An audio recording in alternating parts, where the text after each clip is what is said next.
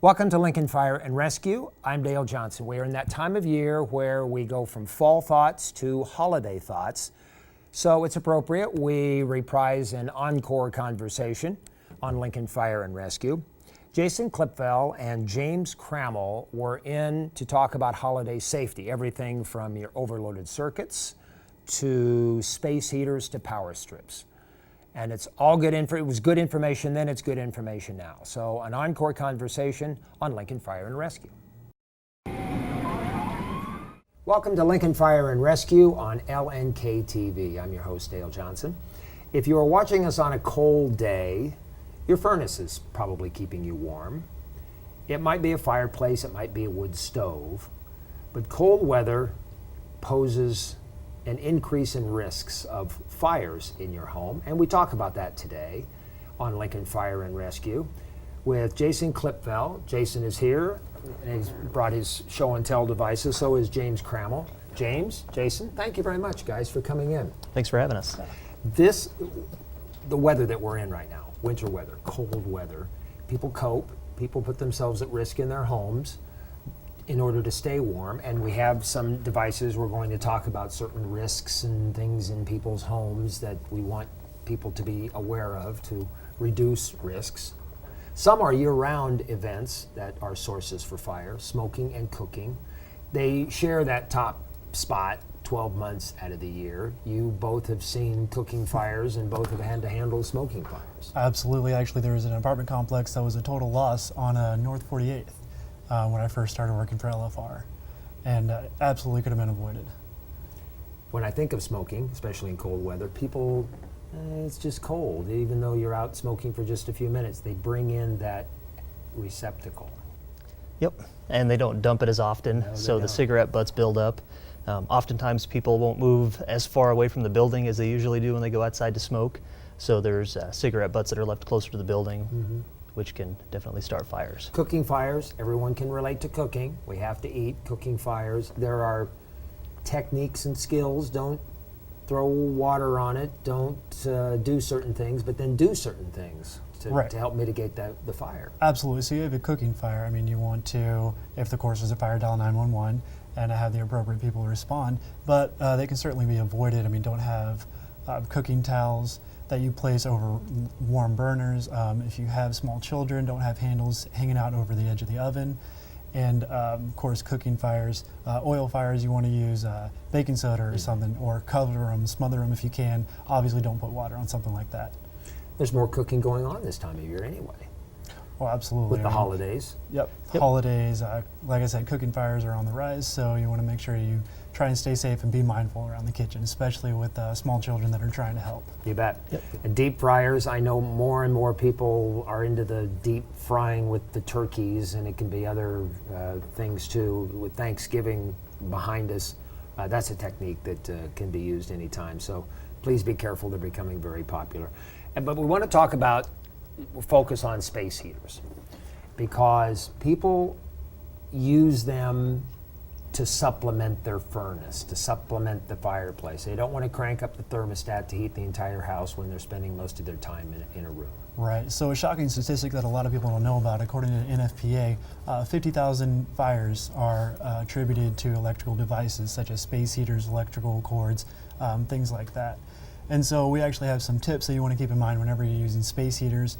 You want to try and keep a 3-foot perimeter around any space heater or ignition source.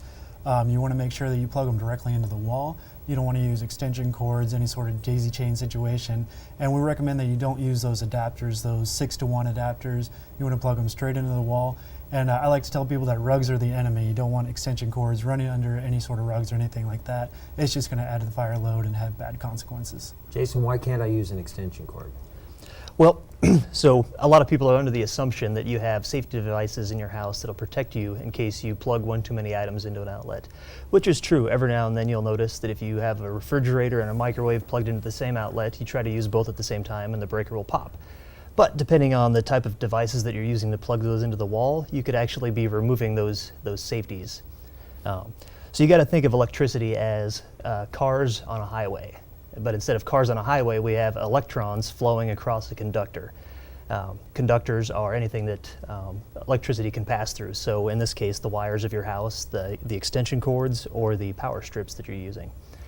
So just like on a highway, if you try to put too many cars down that highway, people get angry, they get upset, tempers get hot. With electrons, you try to flow them, too many electrons through too small of a space, and it creates heat, and that heat can eventually start a fire. So we've brought in a demonstration today to show you how this can happen without actually popping a breaker. So what we've got here is a circuit that we've made with a 60 amp breaker and wire that is capable of handling 60 amps of current.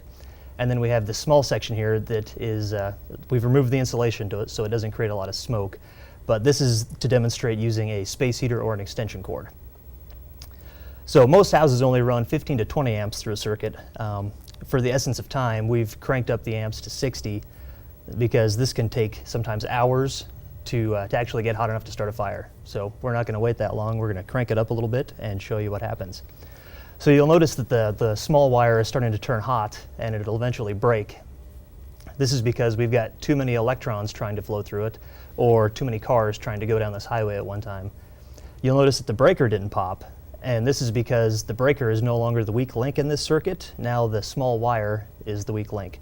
And that weak link can be an extension cord, it can be a wall adapter, or it can be a power strip that you used with any sort of a high amp device, which could be a space heater, a refrigerator, a microwave, in case you don't have enough outlets in your kitchen, so you think you can just run an extension cord over, and that can all create some pretty big issues for you.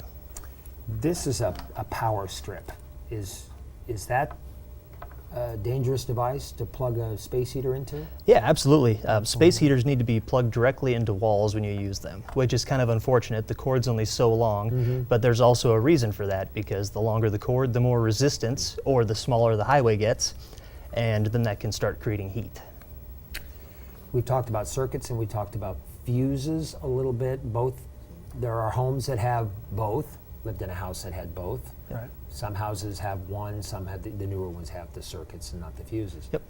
If you could help people understand why you don't want to put a 30 amp fuse in a 20 amp, where a 20 amp used to be. Sure. So what you're doing is you're removing the safety.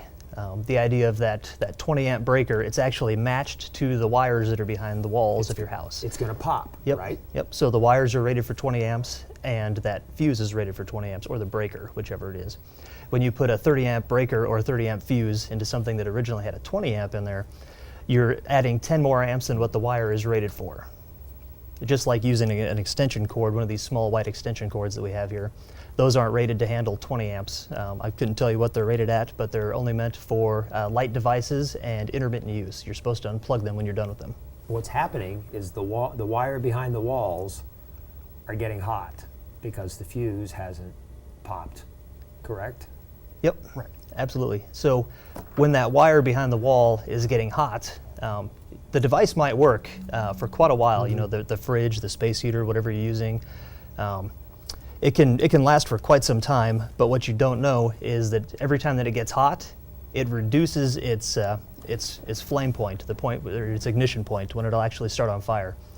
So each time you're using it and getting that wire hot, you're actually increasing the chances of it starting on fire, and eventually it will once the wood starts getting hot around it, and then it'll ignite. December, January, and February, peak months for heating fires. 2/3 of home heating fire deaths are caused by portable or fixed space heaters. So it's no doubt that it serves its purpose when it's operated and used properly. Right. That's the key word there, when it's operated and used properly. Too many people have it too crowded, or they like to snuggle up with a blanket next to a space heater or something like that, and they're not paying attention, they'll take a nap, and the next thing you know, they're covered in a blanket of fire. I do have to admit they have become more sophisticated. They have thermostats on them, they have shut-offs and timers. They do, absolutely. These older devices are a little bit more of a fire hazard, so if you can, I would recommend spending a little extra and get one of those ceramic space heaters, or one of those with a feature where if they knock over, they auto shut off or something like that. They have them in your local supermarkets, wherever. Explain the UL label. This This power cord has the UL label, and I'm assuming that the extension cord probably does too, somewhere on there.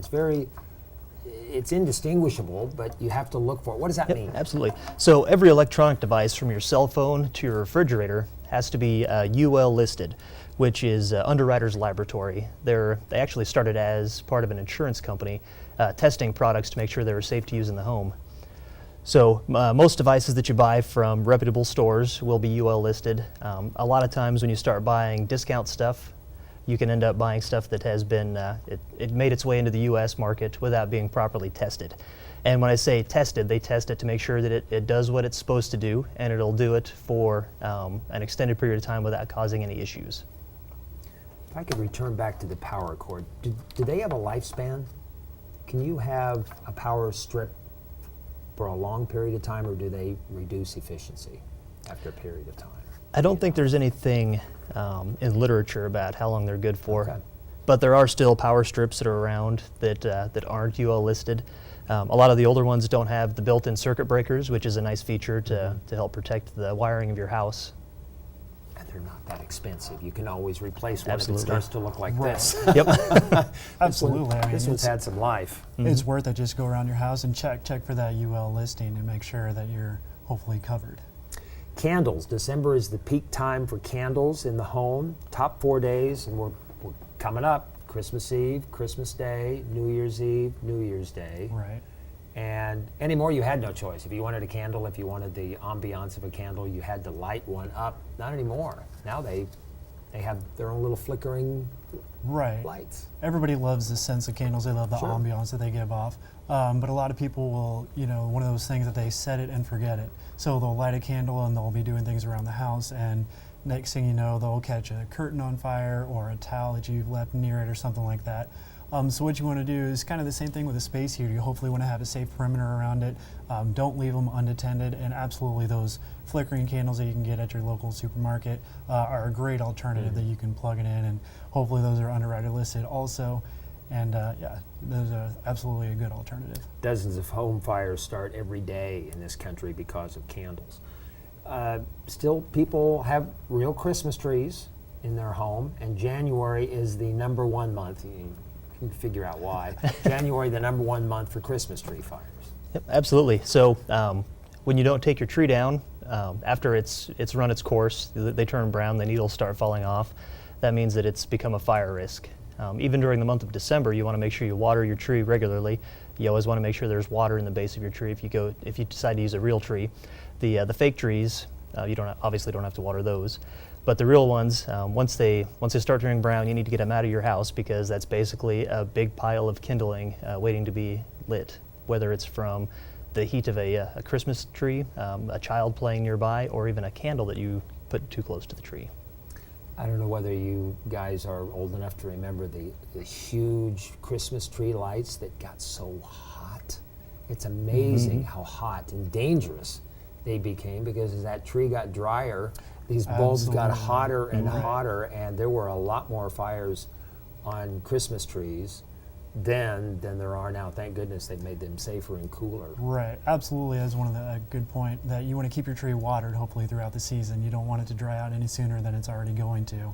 And yeah, make sure that you have newer lights. Hopefully the LEDs, I think, are a good option. They don't use quite as much power, so you save on your utility bills there, and they're a little bit safer than the older can style lights. And back to your point, Jason, with plugging too many things into an outlet, you could end up having you could plug in your train set, you plug in the Christmas tree lights, you Right. plug in the star on top, and you plug in a couple of different things, and before you know it, it's like the old man in the Christmas Story where he's plugging his Christmas tree in and the sparks are flying. You don't want to get Yeah, to don't that do that. point. Don't to get to that point.